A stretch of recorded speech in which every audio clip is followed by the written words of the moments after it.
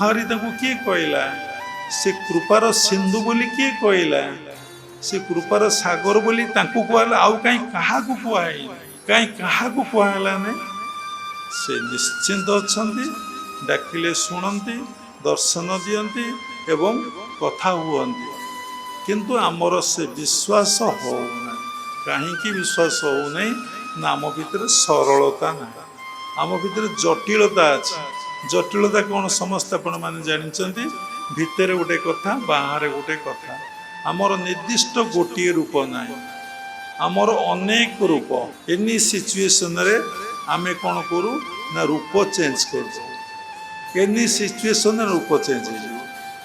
भल पाइच आत्मबोध रे till death पर्यंत भल पाइबार किए कौन ड्यूटी करुचे आमर देखिबार ना आम ड्यूटा को आम ठीक भाव में करुचे न करुचे देखा